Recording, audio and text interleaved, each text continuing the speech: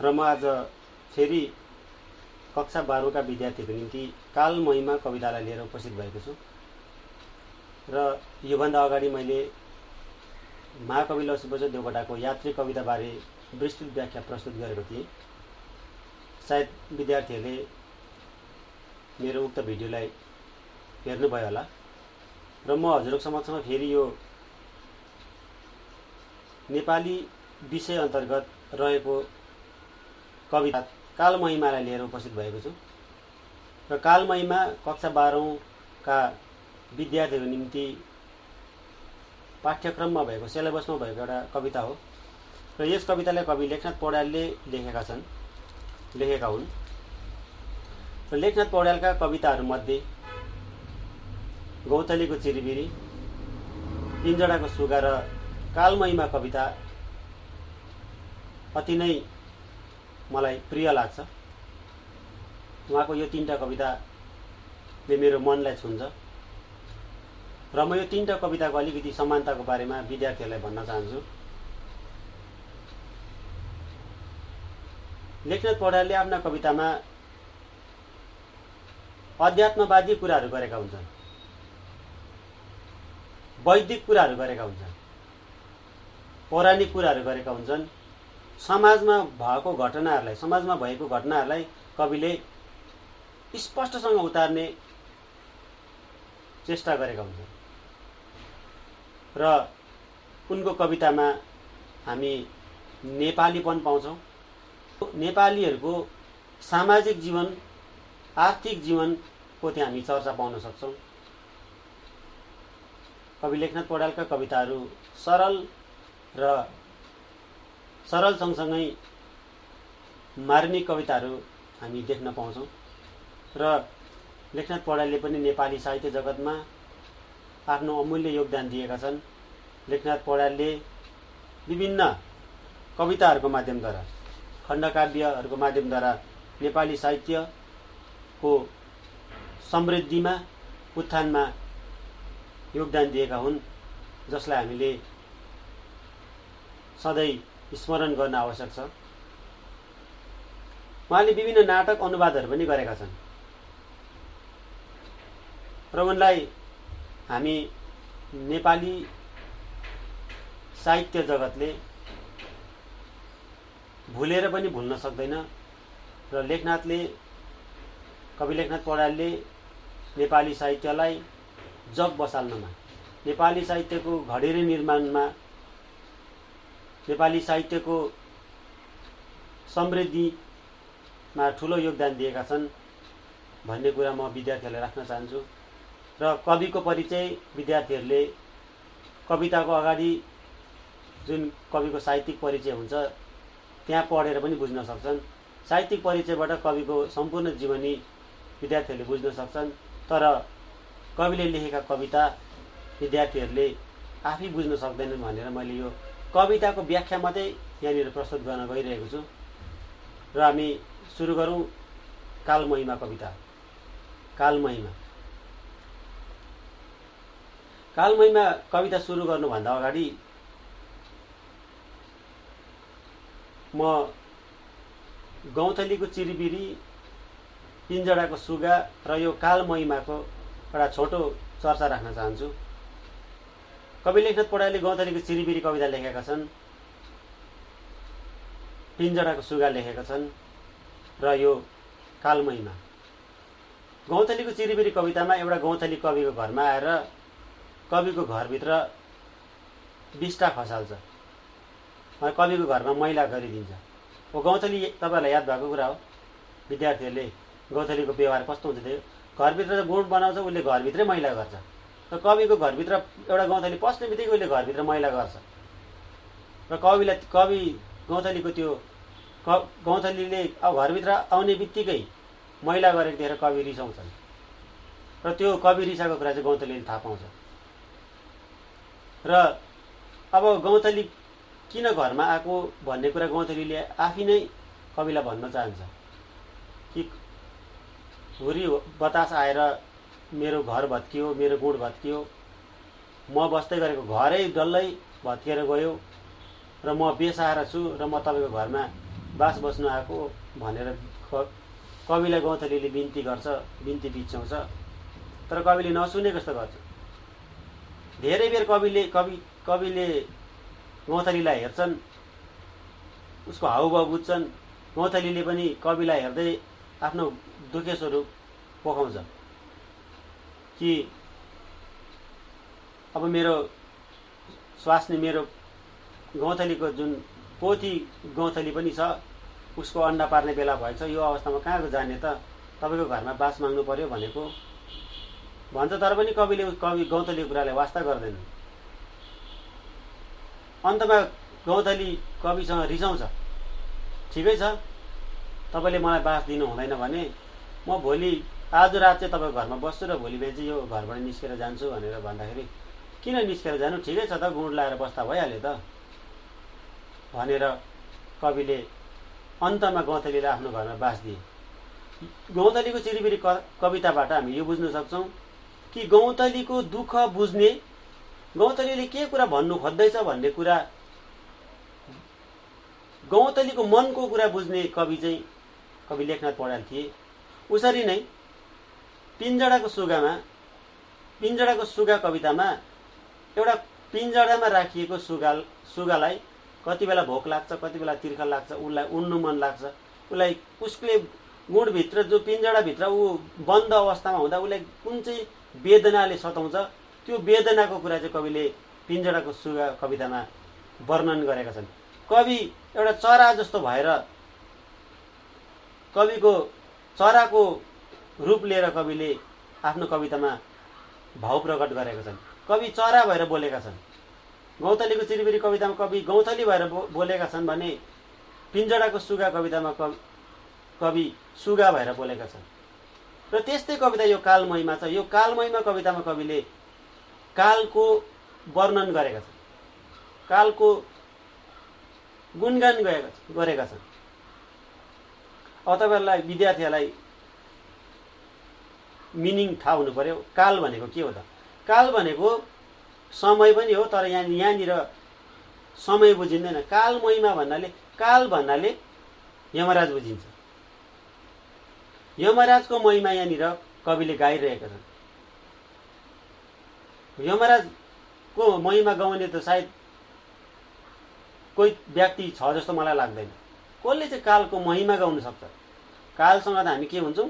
टाढिन खोज्छौँ। कालसँग त हामी भाग्छौँ। कालसँग त हामीलाई डर लाग्छ। मर्नुसँग हामीलाई डर लाग्छ। र कविले त यहाँनिर कसको महिमा गाइरहेका छन्? कालको महिमा गाइरहेको छ, गुणगान गाइरहेको छ। र हेरौँ त कविले कालको महिमा चाहिँ कसरी गाइरहेको छ। काल भनेको यमराज, मृत्यु हो। मृत्युको कविले यहाँनिर के गरिरहेका छन्? गुणगान गाइरहेको छ, महिमा गाइरहेको छ। ल सुरु गरौँ। विद्यार्थीहरूले यो भिडियो सँगसँगै अगाडि किताब राखेर किताबको हरेक लाइनलाई हेर्दै यो भिडियोलाई सुन्नु आवश्यक छ। त्यसै मोबाइलमा, सेलफोनमा यो भिडियोलाई हेर्दा मात्रै कविता बुझ्न सकिँदैन। किनभने मान्छेको जुन आँखा छ, आँखाले जे देख्छ मनमा त्यही कुरा बस्छ। किनभने जुन चिज, आँखाले जे चिज हेर्छ मान्छेको मन त्यही पुग्छ। त्यसले गर्दा यो भिडियो हेर्दै पनि विद्यार्थीहरूले आफ्नो किताबलाई अगाडि राखेर यो भिडियोलाई हेर्न र सुन्न जरुरी छ भन्न म चाहन्छु। विद्यार्थीले मैले भनेको प्रत्येक लाइनलाई विद्यार्थीहरूले आफ्नो किताबमा हेऱ्यो भने मैले भन्नु खोजेको कुराहरू विद्यार्थीहरूले सजिलै बुझ्न सक्छन्। होइन भिडियो मात्रै हेर्छौँ भन्ने भने विद्यार्थीहरूले मैले कुन लाइनको व्याख्या गर्दैछु, कुन चाहिँ कुरा भन्दैछु भन्ने कुरा विद्यार्थीहरूले बुझ्न सक्दैन।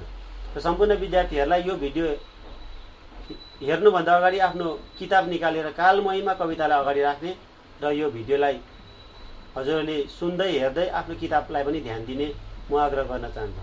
ल सुरु गरौँ कालमहिमा कविता। भाका भुल दया क्षमा र ममता सन्तोष जान्दैन त्यो। भाका भुल दया क्षमा र ममता सन्तोष जान्दैन त्यो। इन्द्रै बिन्ती गरून् झुकेर पदमा, इन्द्रै बिन्ती गरून् झुकेर पदमा, त्यो बिन्ती मान्दैन त्यो। कालले चाहिँ, काल भन्नाले यमराजले चाहिँ कसैको कुरा सुन्दैन। कसैको कुरा सुन्दैन अरे। भाका भुल दया क्षमा र ममता सन्तोष जान्दैन त्यो। कसैलाई पनि क्षमा दिनु जान्दैन अरे, कसैप्रति माया गर्न जान्दैन अरे, कसैको भुलको उसले प्रायश्चित गर्ने मौका दिनु सक्दैन अरे, कसैले गरेको भुलको उसलाई प्रायश्चित गर्ने मौका दिँदैन अरे। विद्यार्थीले आफ्नो घरमा भुल गर्छन्, आमा बाबाले उसलाई कुट्छन्, बेला बेला कुट्छन् पनि, गाली पनि गर्छन्, तर एकछिनमा फेरि माया पनि गरिहाल्छ। आमा बाबाले आफ्नो सन्तानलाई घरि कुट्छन्, घरि माया गर्छन्। भन्नुभयो त अघि गरेको भुलको बदली उसले सजाय पनि पाउँछ, तर त्यो सजाय दिएको एकछिन बादमा उसले माया पनि पाइहाल्छ। तर कालले त्यस्तो क्षमा माया दया भन्ने कुरा केही पनि जान्दैन। भाका भुल दया क्षमा र ममता सन्तोष जान्दैन त्यो। सन्तोष भनेको सेटिस्फाई हुनु, सन्तोष हुनु। भन्नुभयो त उसले दया माया क्षमा ममता रिस ईर्ष्या घमण्ड भन्ने कुरा केही पनि बुझ्दैन। त्यो मानवहरूको लागि मात्रै। ऊ कालको निम्ति यमराजको निम्ति यस्तो कुराको कुनै मान्यता छैन अरे। उसले कुनै पनि कुरा बुझ्दैन अरे। इन्द्रै बिन्ती गरून् झुकेर पदमा, यहाँसम्म कि स्वर्गका राजा इन्द्र, जसलाई स्वर्गको अधिपति, स्वर्ग जसको अन्डरमा स्वर्ग चल्छ, स्वर्गका राजा इन्द्रले पनि काललाई खुट्टामा ढोकेर इन्द्रै बिन्ती गरून् झुकेर पदमा, पद भनेको खुट्टामै ढोकेर बिन्ती गरोस् अरे, दुई हात जोडेर बिन्ती गरोस् अरे। तर इन्द्रले गरेको त्यो बिन्ती मान्दैन। त्यो भन्नाले कालले इन्द्रको बिन्तीलाई पनि उसको खुट्टै ढोकेर बिन्ती गरोस् न इन्द्रले, त्यो बिन्ती चाहिँ कसले मान्दैन अरे? कालले मान्दैन अरे। भनेपछि काल कति शक्तिशाली रहेछ। देवताहरूको राजा इन्द्रले भनेको कुरा उसले मान्दैन भने काल कति चाहिँ शक्तिशाली छ। अब यो कुरा हामीले बुझ्न आवश्यक छ। किनभने तीनटा लोक छ। एउटा स्वर्गलोक, स्वर्गलोकको राजा इन्द्र भइहाले। मर्त्यलोक यो पृथ्वी भयो।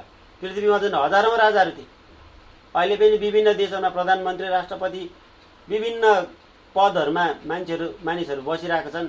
उनीहरूले देश चलाइरहेका छन् र यो सारा संसार उनीहरूको अन्डरमा चलिरहेको छ। भने यो स्वर्गदेखि मर्त्यलोक, मर्त्यलोक भने पृथ्वीलोकदेखि तल्लो लोक अर्को लोक छ।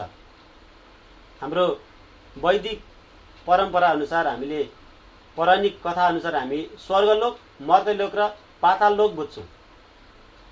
इन्द्र स्वर्गलोकको देवता हो भने पाताल लोकको राजा चाहिँ यमराज हो। त्यसले गर्दा उसले स्वर्गको राजाले भनेको कुरा पनि इन्द्रले भनेको कुरा पनि कालले मान्दैन अरे। खुट्टामै ढोकेर बिन्ती गर्दा पनि स्वर्गका राजाले इन्द्रले खुट्टामै ढोकेर बिन्ती किन नगरून्, तर इन्द्रको बिन्ती चाहिँ कालले मान्नेवाला छैनन् अरे, मान्दैन अरे। थुप्रोमा उदिनी मिठो नमिठो छुट्टै छान्दैन त्यो। कालले थुप्रोमा उदिनी मिठो नमिठो छुट्टै छान्दैन त्यो भनेको कालले मिठो नमिठो छुट्याउँदै खाँदैन अरे। तपाईँले सुँगुर पालेको देख्नु भएको छ। सुँगुर पाल्नु पनि हुन्छ। बाख्रा पाल्नु भएको छ, गाई पाल्नु भएको छ। त्यो पशुहरूलाई हेर्नुहोस् त, उनीहरूलाई हामी दाना दिन्छौँ, घाँस पनि दिन्छौँ, दाना पनि दिन्छौँ। तर दाना दियो भने नि सुँगुरले के खोज्छ त्यो दानाको भाँडाभित्र? मिठो खोजेको हो कि डल्ला खोजेको हो कि के खोजेको? बाख्रालाई पनि दाना दिनुपर्छ, भाँडाभित्र के खोज्छ? त्यो रस होइन, उसले त्यो दाना दुनी केही छ कि इस्कुसको चोक्टाहरू केहरू छ त्यो भित्र, त्यो खानु खोज्छ। भन्नु त राम्रो मिठो छान्दै उसले खानु खोजेको नि त। सुँगुरले पनि चारोभित्र के डल्लाहरू छ अथवा के खानेकुरा मिठो छ कि भन्दै उसले पहिला चाहिँ त्यो डल्लाहरू खोज्छ र भरे मात्रै त्यो उसले बिस्तारो गर्दै भाँडाको अरू खानेकुरा खान्छ। तर काल त्यस्तो छैन अरे। थुप्रोमा उदिनी मिठो नमिठो छुट्टै छान्दैन त्यो। उसले कुन चाहिँ मिठो कुन चाहिँ नमिठो छुट्याएर खाने, जे पाए त्यही खान्छ अरे कालले। उसलाई खानुसँग केही मतलबै छैन। खाता जाँची सबै दुरुस्त नबुझी बिर्सेर हान्दैन त्यो। खाता जाँची सबै दुरुस्त सबै दुरुस्त भनेको ए टु जेड भनेको, ए टु जेड सुरुदेखि अन्तसम्म खाता नजाँची भनेको। खाता भनेको कालकोमा एउटा खाता छ अरे, जुन खातामा चाहिँ हामी जन्मेदेखिको मृत्युसम्मको त्यहाँनिर इतिहास लेखिन्छ अरे। हाम्रो जन्म कुण्डली कालकोमा छ अरे। जब हामी जन्म्यौँ, हामी कति बजी जन्मिएको हो र अब हाम्रो मर्ने कति तारिक, कति कुन सालको उमेरमा, कति बजेर कति मिनट जाँदा कहाँनिर कसरी, त्यो यमराजको खातामा पहिल्यै लेखेको हुन्छ अरे। त्यो हेरेर मात्रै हाम्रो मृत्यु आउँछ, यमराज हाम्रो छेउमा आउँछ भनेर पौराणिक धर्मग्रन्थमा पनि बुझिन्छ र कविले यहाँ त्यो कुरालाई पुष्टि गर्दै भनिरहेका छन्। खाता जाँची सबै दुरुस्त, नबुझी बिर्सेर हान्दैन त्यो। खाता जाँचेर ठिकठाक यो मान्छे चाहिँ अब मर्छ, उसको उमेर पुग्यो, उसको दिन पुग्यो, ऊ यति समयको लागि चाहिँ आएको थियो, अब ऊ यो संसार छोडेर जानुपर्छ, उसलाई ल्याउनुपर्छ, यमलोकमा ल्याउनुपर्छ भनेर चाहिँ उसले खाता पल्टाएर हेरेपछि मात्रै यमराजले आफ्नो यमदूतहरूलाई पठाउँछ अरे, जाऊ त्यसलाई लिएर जा, त्यो यस्तो यस्तो नाम गरेको व्यक्तिलाई उठाएर लिएर आइज, उसको आत्मालाई लिएर आइज भन्छ। खाता जाँची सबै दुरुस्त, नबुझी बिर्सेर हान्दैन त्यो। बिर्सेर हान्दैन त्यो भनेको चाहिँ के हो त भन्दा चाहिँ यमराजले चाहिँ मृत्युबान बोकेको हुन्छ अरे। जसरी भगवान रामले एउटा धनु बोकेका छन्, अर्जुनले पनि धनु बोकेका छन्, लक्ष्मणले पनि धनु बोकिरहेको, तर यमराजले चाहिँ एउटा यस्तो धनु बोकेको छन् अरे, एउटा यस्तो बाण छ अरे, जुन बाणलाई चाहिँ मृत्युबान भनिन्छ। उनले एउटा धनु बोकेको छ अरे, त्यो धनुबाट चाहिँ धनु ताकेर त्यसरी बाण हान्छ अरे। जुन व्यक्तिलाई त्यो बाण लाग्छ त्यो व्यक्तिको मृत्यु हुन्छ। तर खाता नजाचिकन अन्धाधुन्दा मृत्युबान चाहिँ यमराजले कसैलाई पनि हान्दैन अरे। खाता जाँची सब दुरुस्त, नबुझी बिर्सेर हान्दैन त्यो। खाता जाँचेर यो मान्छे अब मर्छ, यसको समय आयो भनेपछि पुरा जाँच विचार गरेर मात्रै त्यो मान्छेलाई यमराजले मृत्युबान हान्छ अरे। खाता जाँची सबै दुरुस्त, नबुझी बिर्सेर हान्दैन त्यो। बिर्सेर भनेको अन्धाधुन्दा मैले कसैलाई पनि मृत्युबान चलाउँदैन अरे। भन्नु मतलब ऊ हिसाब किताबको पक्का छ, काल चाहिँ हिसाब किताबको पक्का छ भन्ने कुरा कविले यहाँनिर गरिरहेका छन्। राजा रङ्ग सबै समान उसका, दोस्रो लाइनमा, दोस्रो प्याराग्राफमा जाउँ हामी, पहिलो प्याराग्राफलाई सक्यौँ हामीले। राजा रङ्ग सबै समान उसका, वैषम्य गर्दैन त्यो।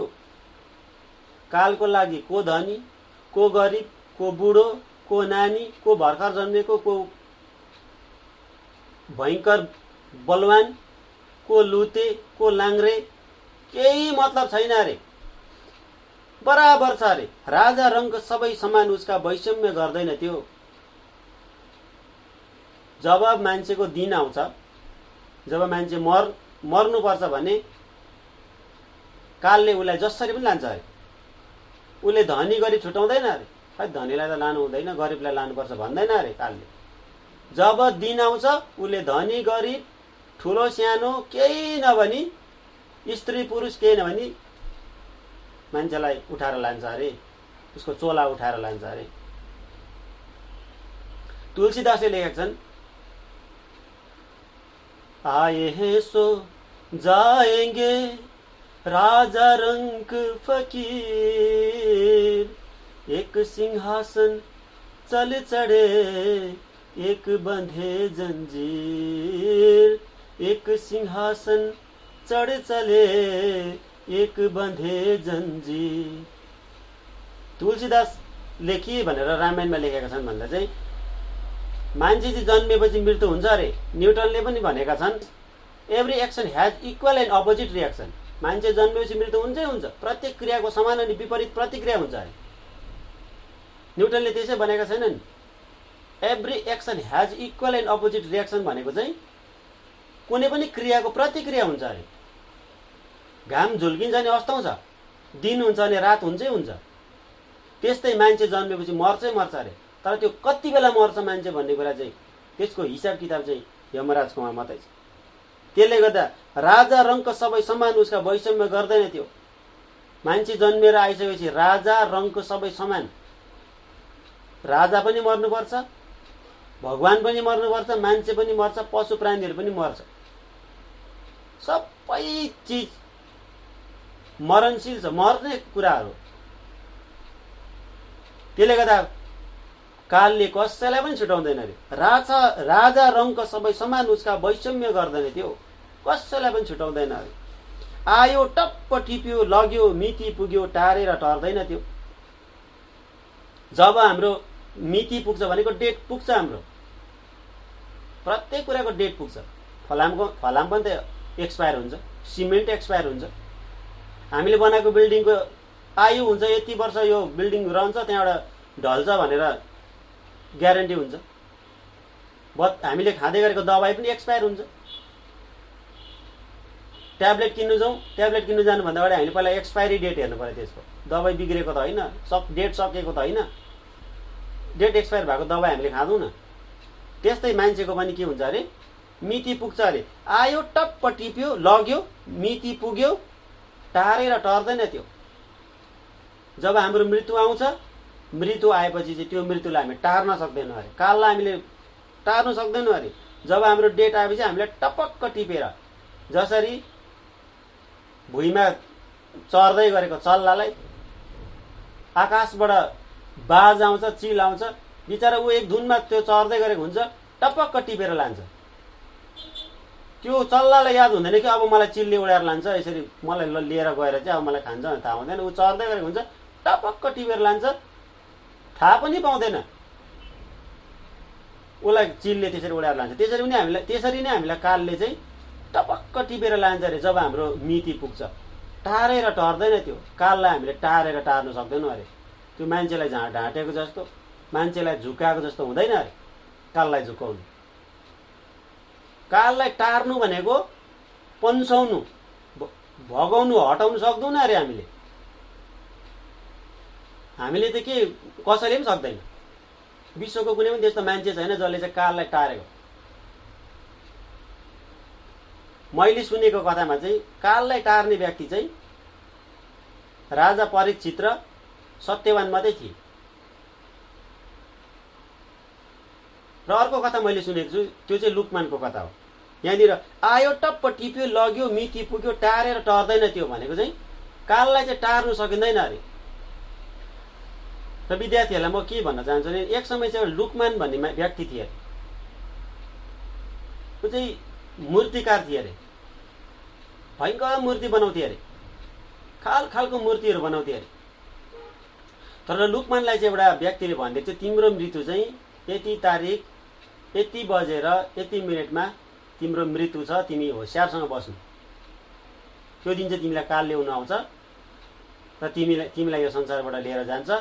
जब त्यसो भनेपछि लुकमानलाई थाहा भयो, अरे म त मर्ने रहेछु यो दिन त भनेर उसले 1000वटा लुकमानको मूर्ति बनाए। एउटा ग्राउन्डमा लगेर सबै लुकमानलाई उभ्याइदिए। अब यमराजलाई थाहा भयो, अब आज ल्याउनु पर्ने हो लुकमानलाई। यमराजले आफ्नो यमदूतहरूलाई पठाए, जा लुकमानलाई लिएर आइज। लुकमानको टाइम सक्यो, अब ऊ आउनुपर्छ यहाँनिर। यमराजका दूतहरू,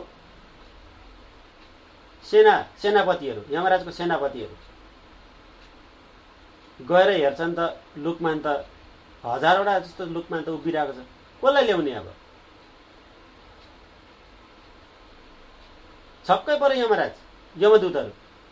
अरे 1000वटा लुकमान त एउटा मैदानमा उभिरहेको छ, ग्राउन्डमा उभिरहेको छ, कसलाई ल्याउने। अब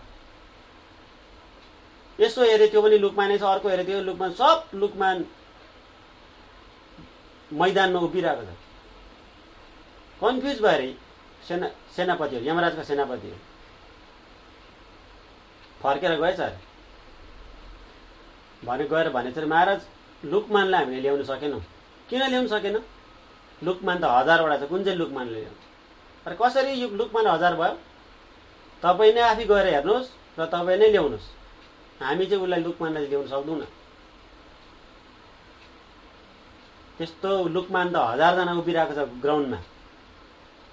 यमराज आफै आएर हेर्छ त साँच्ची नै 1000वटा लुकमान त उभिरहेको छ। लुकमानले त ऊ जस्तो मूर्ति त 1000वटा बनाएको रहेछ। र त्यो हजारवटाको बिचमा चाहिँ लुकमान ओरिजिनल लुकमान चाहिँ लुकेर बसिरहेको रहेछ।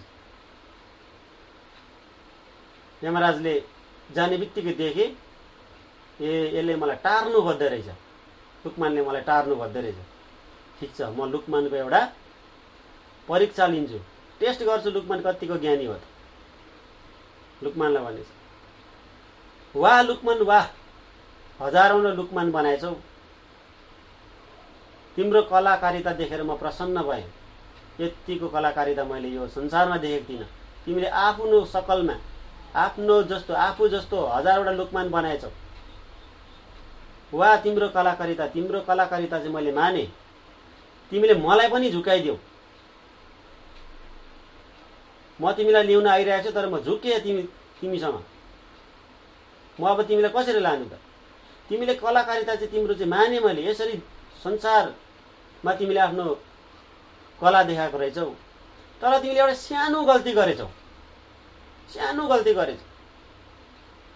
भन्दा लुकमानको स्वाभिमानमा लाग्यो। अरे मैले कस्तो गल्ती गरेँ? भिडबाट फुत्तै निस्केर बाहिर, के गल्ती गरेँ मैले? ए के गल्ती गर्यौ? अब होइन, यही गल्ती गरे तिमीले। बाहिर निस्किनु नै तिमीले गल्ती गर्यौ, यो भिडबाट बाहिर निस्किनु। न त मैले चिनेको थिइनँ नि तिमी कहाँ छौ भनेर। अब तिमी बाहिर निस्क्यौ, अब म तिमीलाई लिएर जान्छु भनेर लुकमानको आत्मालाई यमराजले आफूसँग लिएर गए। लुकमानले काललाई टार्न सकेन। आयो, टप्प टिप्यो, लग्यो, मिति पुग्यो, टारेर टर्दैन त्यो। काललाई चाहिँ टार्नु कसैले पनि सक्दैन। लुकमानले त सकेन भने अब हामी झन् टार्नु सक्ने हो र? हाम्रोमा त त्यस्तो कुनै कलाकारिता नै छैन। त्यसले गर्दाखेरि काललाई टार्नु चाहिँ असम्भव कुरा हो। र तपाईहरुले विद्यार्थीहरूले सत्यवान र सावित्रीको कथा पनि सुनेका होलान्, किनभने हामीलाई पनि पहिला क्लास 5, 6, 7, 8 हरूतिर पढ्दा सरहरूले सावित्री र सत्यवानको कथा सुनाउँथे। सत्यवान र सावित्री चाहिँ कस्तो व्यक्तिहरू थिए रहेछन् भन्दा पौराणिक कथा हो एउटा। सत्यवान र सावित्रीको बिहा भयो। बिहा भएपछि उनीहरू आफ्नो गृहस्थी जीवनमा बाँधिएका थिए र गृहस्थी जीवन उनीहरूको सुचारू रूपले चलिरहेको थियो। विवाह गरेको पनि साह्रै धेरै भएको थिएन। अचानक एक दिन सत्यवानको प्राण जान्छ, ऊ मर्छ। सावित्रीलाई यति साह्रो रिस उठ्छ, मेरो विवाह भएको धेरै समय पनि भएको छैन, यमराजले आएर मेरो पतिको आत्मालाई लिएर गएर मलाई विधवा बनायो। म अब पाताल लोक जान्छु, म अब यमराज भागमा जान्छु। म मेरो पतिलाई ल्याएर आत्मालाई फर्काएर ल्याएर म बचाउँछु भनेर सावित्री यमलोक पुग्छिन्। यमलोक पुगेर यमराजले भन्छन्, तपाईले के गर्नुभएको? मैले विवाह गरेको 1-2 दिन पनि भएको छैन, तपाईले मेरो पतिको आत्मालाई यहाँ ल्याउनु भयो, मलाई विधवा बनाउनु भयो। पति बिना म कसरी बाँच्न सक्छु? मेरो पतिको आत्मालाई फर्काइदिनुस्, मलाई जिउँदो बनाइदिनुस् भनेर म तपाईसँग बिन्ती गर्नु आएको। भन्दा त्यस्तो कहाँ हुन्छ? मैले तिम्रो पतिको आत्मालाई फर्काइदिएँ भने त तिम्रो पतिलाई जीवित बनाइदिएँ भने त तिमी जस्तो मान्छे त यहाँ कति आउँछ? मैले सबलाई जीवित बनाउनु? ठिक छ, त्यसो भने सावित्रीले भन्छन्, ठिकै छ, त्यसो भने म तपाईसँग युद्ध गर्छु। युद्धमा मैले तपाईलाई जिते भने म मेरो स्वामीलाई, मेरो पतिलाई म यहाँबाट, पतिको आत्मालाई म यहाँबाट लिएर जान्छु र म जीवित बनाउँछु। यमराजले भने, ठिकै छ, तिमीले मलाई हराउन सक्छौ भने ठिकै छ, युद्धको निम्ति तयारी हो। सावित्रीले यमराजसँग युद्ध गरिन्। कति दिनसम्म त्यो युद्ध चल्यो भनेर हामीले पौराणिक कथामा पढ्यौं। यमराजसँग उनको कति दिनसम्म युद्ध चल्यो अरे। युद्धमा कहिले जित भएन। 2-3 दिन भइसक्यो युद्ध भएको छ। अन्तमा यमराज सावित्रीसँग हारे र यमराजले सत्यवानको आत्मालाई, उसको प्राणलाई सावित्रीलाई सुम्पिएर सत्यवान जीवित भए। र नै सत्यवान र सावित्रीको कथा चाहिँ प्रसिद्ध छ, लोक प्रसिद्ध छ। आफ्नो पतिलाई यमलोकमा पुगेर फर्काएर ल्याउने, आफ्नो पतिको प्राणलाई फर्काएर ल्याएर जीवित बनाउने व्यक्ति स्त्री चाहिँ सावित्री थिइन् भनेर हामीले पौराणिक कथाहरूमा सुन्न पाउँछौँ। र काललाई टार्ने व्यक्ति चाहिँ मैले सावित्री मात्रै हो भनेर सुनेको छु। लुकमानले त केही गर्न सकेनन् बिचराले। र सावित्रीले चाहिँ आफ्नो पतिको आत्मालाई फर्काएर ल्याएर यमराजलाई जितेर परास्त गरेर युद्धमा हराएर आफ्नो पतिको प्राण बचाएकी थिइन् भन्ने कथा हामीले पढ्न पाउँछौँ। तर हामीले काललाई टार्न सक्दैनौँ। लाखौँ औषधि अस्त्र शस्त्र महिमा देखेर डर्दैन त्यो। लाखौँ औषधि महँगो महँगो दबाईहरू देखेर काल डराउँदैन अरे। हामीले किन दबाई खान्छौँ भने हामी मर्छौँ कि भनेर डरले खाएको त। तर काल त्यस्तो हामीले खाएको दबाईसँग डराउँदैन अरे। जस्तै दबाई खायो भने मान्छे मर्छ, मर्नु छ भने। लाखौँ औषधि अस्त्र शस्त्र भनेको, अस्त्र भनेको फ्याङ्ने हातमा चलाउने हो। त्यो अस्त्र शस्त्र भनेको कोही फ्याँकेर चलाउने, जस्तो भाला, बाण, धनुष बाणहरू सबै केहरू हो अस्त्र शस्त्र। अस्त्र शस्त्र देखेर काल डराउँदैन अरे। लाखौँ औषधि अस्त्र शस्त्र महिमा देखेर डर्दैन त्यो। हामीले गरेको चिन्ता, हामीले गरेको पूजा बैतरणी देखेर काल डराउँदैन अरे। लाखौँ औषधि अस्त्र शस्त्र महिमा देखेर डर्दैन त्यो। हामीले गरेको झारफुक, हामीले खाएको दबाई, हामीले चलाएको, हामीले काललाई देखाए अस्त्र शस्त्र देखाए, हतियार देखायौँ भने काल केही उसलाई केही वास्ता हुँदैन अरे। व्याधा तुल्य लुकेर चल्दछ सदा, मारेर मर्दैन त्यो। व्याधा तुल्य लुकेर चल्दछ सदा, मारेर मर्दैन त्यो। व्याधा भनेको सिकारी जस्तो भएर लुक्दै लुक्दै लुक्दै लुक्दै हिँड्छ अरे। सिकारी जस्तो लुक्दै लुक्दै लुक्दै हिँडेर चाहिँ प्राणीहरूको, मानिसहरूको उसले के गर्छ, देहमा मृत्युबाण हान्छ अरे। व्याधा तुल्य लुकेर चल्दछ सदा, मारेर मर्दैन त्यो। काललाई हामीले मारेर पनि मार्न सक्दैनौँ। काल त कहिले नमर्ने कुरा हो। यमराज हामीले कहाँ मार्न सक्छौँ। हामीले अस्त्र शस्त्र देखाउँदा पनि, धामी झाँक्री देखाउँदा पनि, डक्टर देखाउँदा पनि काल डराउनेवाला छैन अरे। उसले लानुपर्ने छ नि आएर लान्छै लान्छ।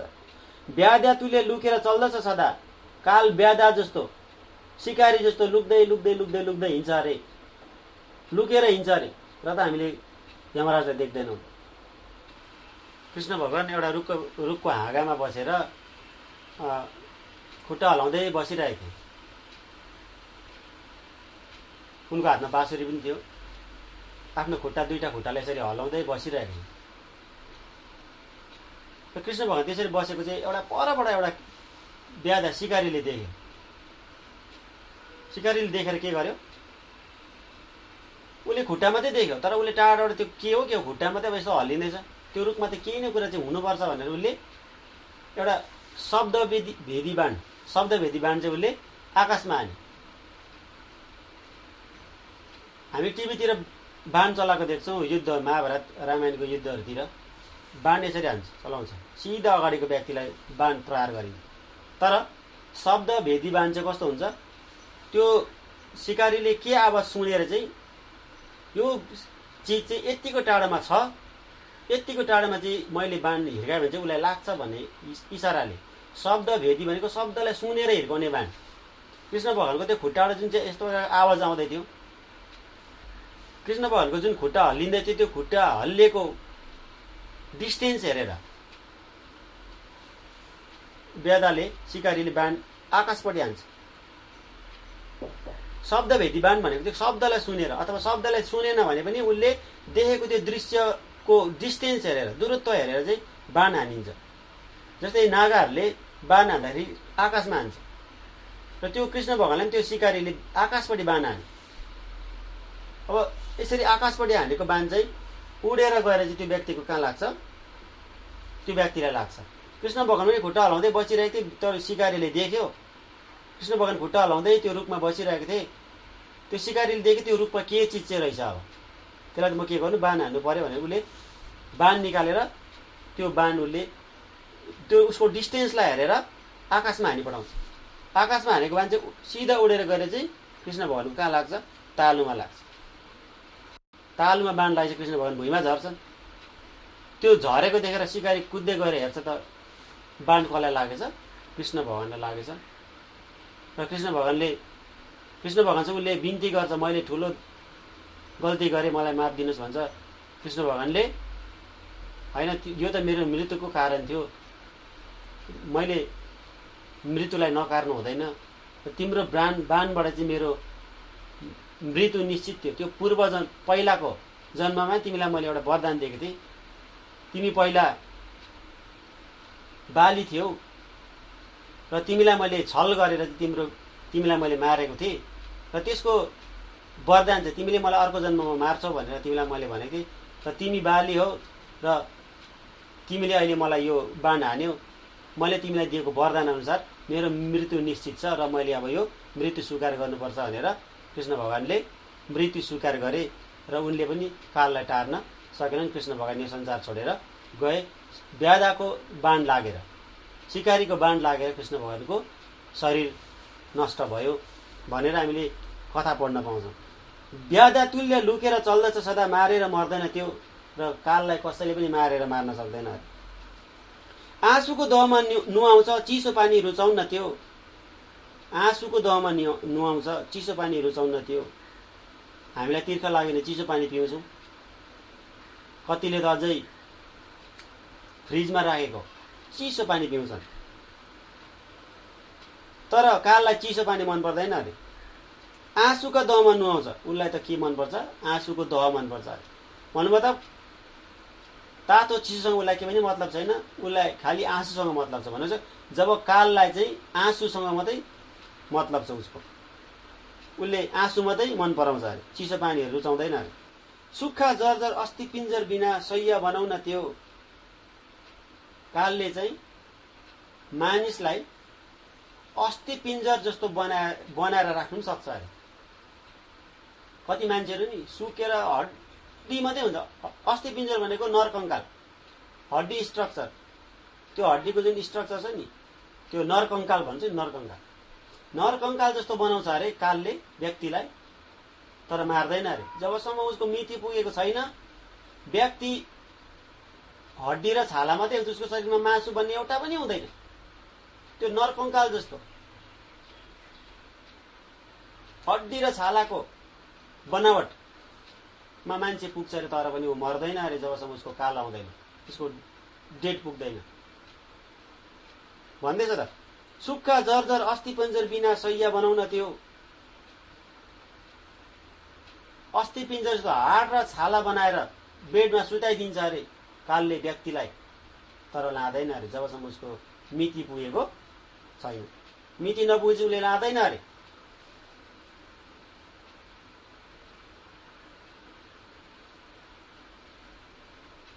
मैलो भस्म सिवाय अङ्गभरमा केही लाउन्न त्यो, र कालले हामी जस्तो लुगाफाटा लाउँदैन अरे। भन्नुभयो त ऊ निर्वस्त्र छ, खालि उसले के दलेको छ अरे शरीरमा? भस्म मात्रै दलेको छ। भस्म भनेको खरानी। मैलो भस्म सिवाय अङ्गभरमा केही लाउन त्यो, शरीरभरि खरानी दलेको छ अरे, लुगा उसले लाउन जानेको छैन अरे। ऊ वस्त्रविहीन हिँड्छ अरे।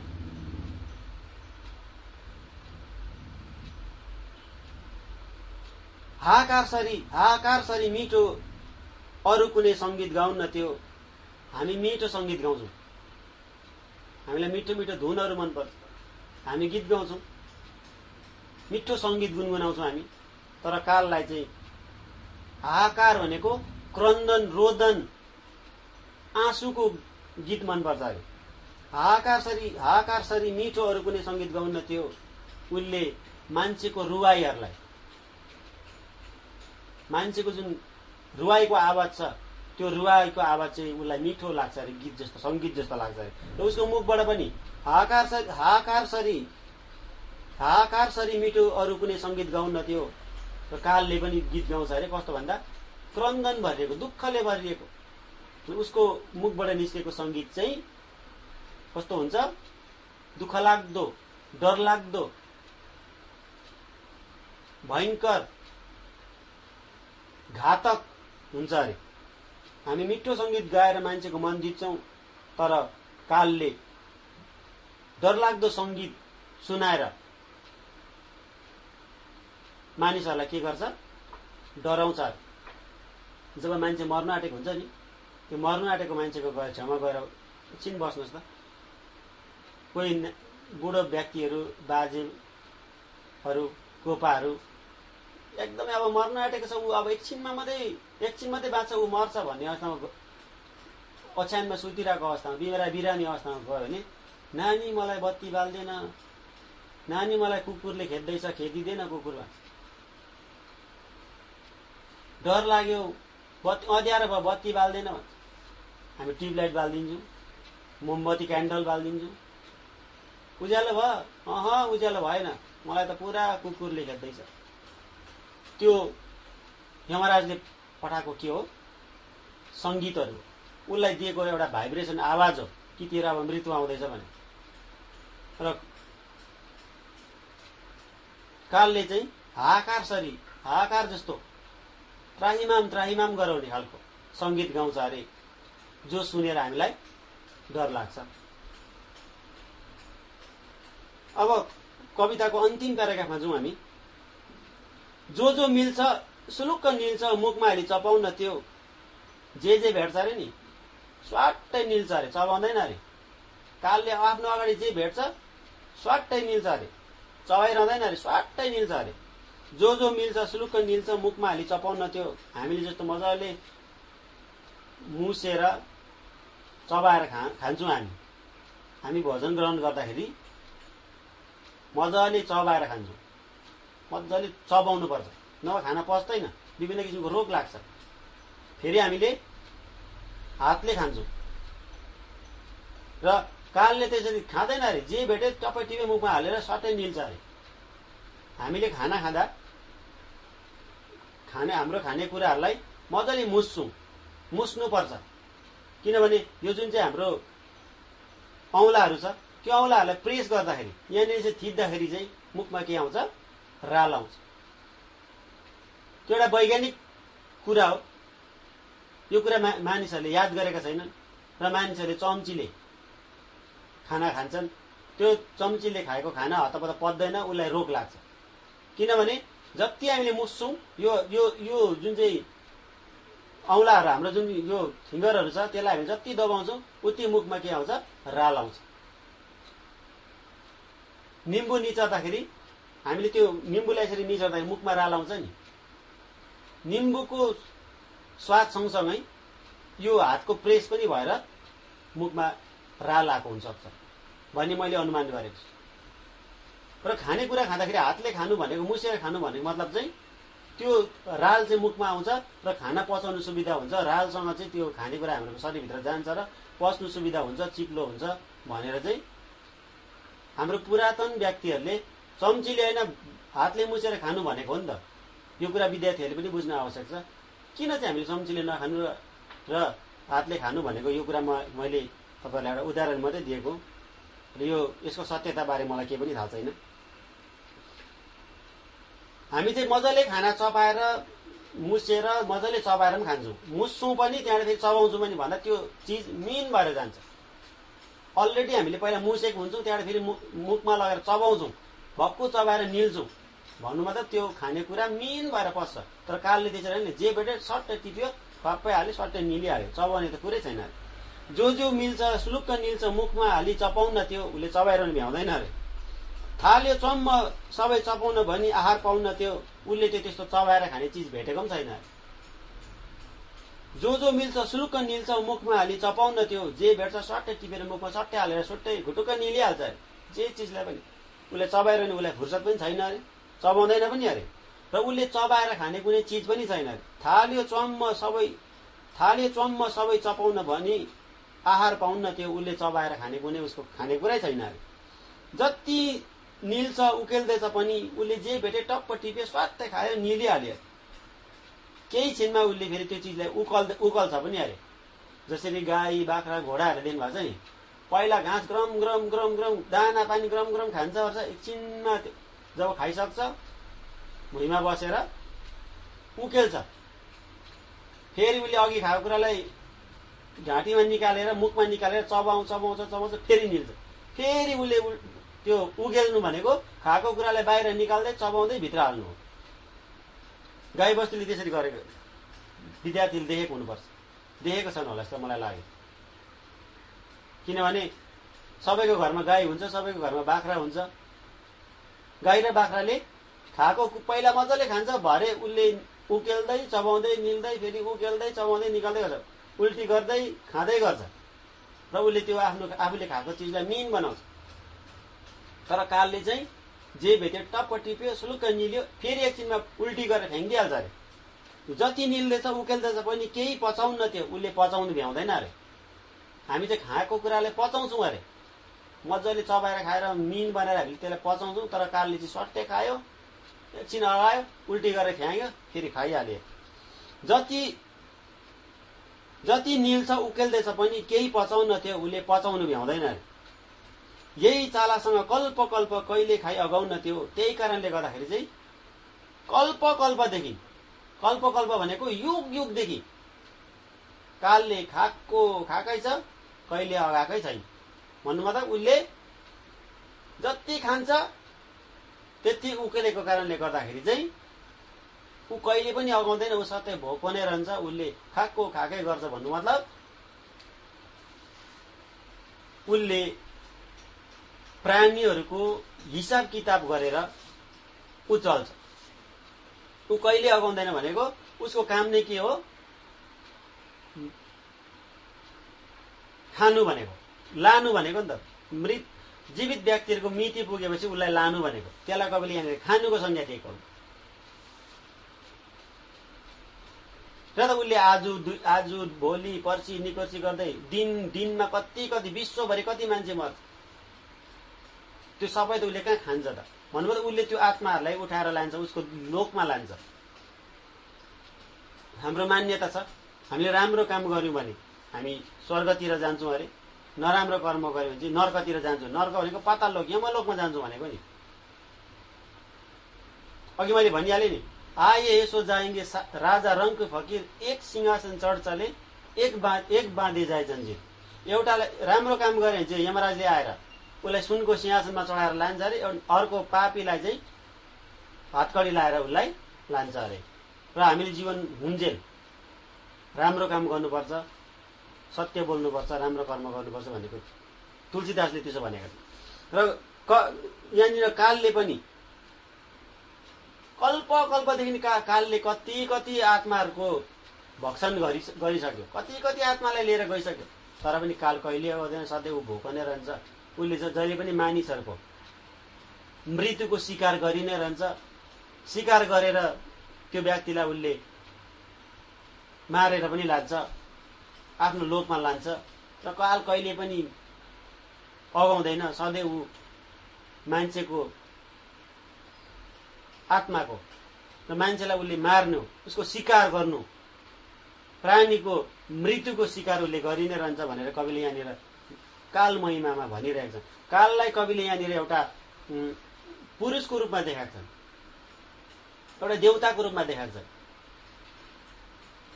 कि उनले चाहिँ कालले चाहिँ संसारबाट व्यक्तिहरूको, मानिसहरूको, प्राणी जगतको के गर्ने काम गर्छन् भन्दा यो संसार जब उसको उमेर पुग्छ, त्यो उमेर पुगेको व्यक्तिहरूलाई चाहिँ यो संसारबाट यमलोकमा लाने काम गर्छन् अरे। अब यो संसारमा हामी हुन्जेल, हामी यो संसारमा छौँ, यो पृथ्वीमा छौँ, यो मर्तलोक हो। र हामीले राम्रो काम गऱ्यो हामी स्वर्गलोक जान्छौँ, नराम्रो काम गऱ्यो हामी पातालोक यमलोक जान्छौँ भनेर हाम्रो मान्यता पनि छ। र कविले यहाँनिर काललाई एउटा पुरुषको रूपमा देखाएको छ। र काल कस्तो किसिमको रहेछ त? यो कविताबाट हामीले थाहा पायौँ कि लेखनाथ पौड्यालले कालको देखेको जस्तो, काललाई उनले एकदमै नजिकबाट देखेको, चिनेको जस्तो गरेर कविता लेखेको छ। र उनको यो लेखाइको यो तरिका नै उनको के हो, शैली, उनको जुन चाहिँ लेख्ने तरिकाको एउटा कला हो। उनले कालसँग उनले यति परिचित भएर कविता लेखेको जस्तो हामी यहाँनिर कवितामा देख्न पाउँछौँ। उनले कसरी वर्णन गरेका छन्, काल यस्तो छ, उसले अब यसो गर्छ यस्तो गर्छ भन्ने कुरा कविले स्पष्टसँग व्यक्त गरिरहेका छन्। र कविको देख्ने जुन दृष्टिकोण, उसको सम्झिने क्षमता, कविले कुनै पनि कुरालाई अनुभूति कसरी गर्छन् त? कालको अनुभूति गर्नु, काल यस्तो छ, अब उसले यस्तो गरे, उसले यस्तो लुगा लाउँछ, उसले लुगा लाउँदैन, उसले भस्म दलेको छ भन्ने यो जुन चाहिँ कवितामा यहाँनिर वर्णन गरे नि, त्यो बुझ्दाखेरि चाहिँ कविले काललाई देखेको जस्तै नै, चिनेको जस्तै नै गरेर कविताको वर्णन गरेको छ, कविता लेखेको छ। र लेखनाथ पौड्यालले यस्तो कविताहरू लेखेर हाम्रो साहित्यलाई, हाम्रो नेपाली साहित्यलाई धनी बनाएका छन्। र उनको यो कविता अति नै मर्मस्पर्शी, अति नै मनमा लाग्ने खालको कविता छ। हामीले बुझ्नुपर्ने कुरा पनि कविताको भाव पक्षलाई मात्रै, कविताको व्याख्यालाई बुझ्न आवश्यक छ। अरू रहेको विद्यार्थीले रहेको अरू प्रश्नको उत्तर जब कवितालाई बुझिसकेपछि उनले जुनै पनि कविताको कुनै पनि क्वेसनको एन्सरहरूलाई, कवितासँग आउने प्रश्नहरूलाई विद्यार्थीले सजिलैसँग उत्तर दिन सक्छन्, चाहे त्यो लङ टाइपमा होस्, चाहे सर्ट टाइपमा होस्, अथवा टिक लाउने मात्रै किन नहोस्। विद्यार्थीले कुनै पनि प्रश्नलाई जब कवितालाई उनले मजाले बुझेका छन् भने, र विद्यार्थीले बुझ्नुपर्ने कुरा चाहिँ नेपाली विषय अन्तर्गत चाहिँ के हो भन्दा कविता हो। कथा त विद्यार्थीले आफै पढेर पनि बुझ्छन्, तर कविता जबसम्म शिक्षकले विद्यार्थीहरूलाई राम्रोसँगले बुझाइदिँदैनन्, जबसम्म कविताले भन्नु खोजेको कुरा विद्यार्थीको अगाडि शिक्षकले राखिदिँदैनन्, विद्यार्थीले आफैले पढेर पनि बुझ्न सक्दैन। किनभने हामीले आफूले पढ्दाखेरि अर्कै अर्थ निस्किन्छ, तर जब टिचरले, जब हाम्रो शिक्षकहरूले हामीलाई कविताहरू यसरी व्याख्या गरेर बुझाइदिन्छन्, त्यति बेला हामीलाई पिक्चर हेरेको जस्तो, त्यो कथा भन्दा पनि राम्रो हामीलाई कथा लाग्छ, कविता लाग्छ। कवितामा लुकेको भाव जब प्रकट हुन्छ, विद्यार्थीहरूलाई कविता आफै राम्रो लागिहाल्छ। र मैले यहाँनिर विद्यार्थीहरू समक्षमा कालमहिमाको जुन व्याख्या राखेँ, यो व्याख्या हजुरहरूले यो भिडियोको मार्फतद्वारा हेरेर कवितालाई बुझ्नुभयो, बुझ्नु सक्नुहुन्छ होला भन्ने मैले विश्वास गरेको छु। र यस्तै भिडियोको मार्फतद्वारा म विद्यार्थीहरूका रहेका कविताहरू पनि लिएर आउने जमर्को बसेको छु। र तपाईँहरूलाई मेरो यो व्याख्या कस्तो लाग्छ, तपाईँहरूले के कुराको असुविधा भइरहेको छ, र मैले तपाईँहरूलाई कस्तो पाराले व्याख्या गर्नुपर्ने, मेरो यो व्याख्याबाट तपाईँहरूलाई कस्तो अनुभव भइरहेछ, तपाईँले मेरो व्याख्याबाट कविता बुझ्न सकिरहनु भयो कि छ कि छैन, तपाईँहरूलाई के असुविधा भइरहेको छ कि, तपाईँहरूले मेरो लिङ्कमा गएर तपाईँले कमेन्ट्स गर्न सक्नुहुन्छ। र आउने कविताहरूलाई पनि म तपाईँहरूले बुझ्न सक्ने पाराले तपाईँहरूको अगाडि म राख्ने प्रयास गर्छु भन्दै अब म हजुरबाट ओझल हुन चाहन्छु। धन्यवाद।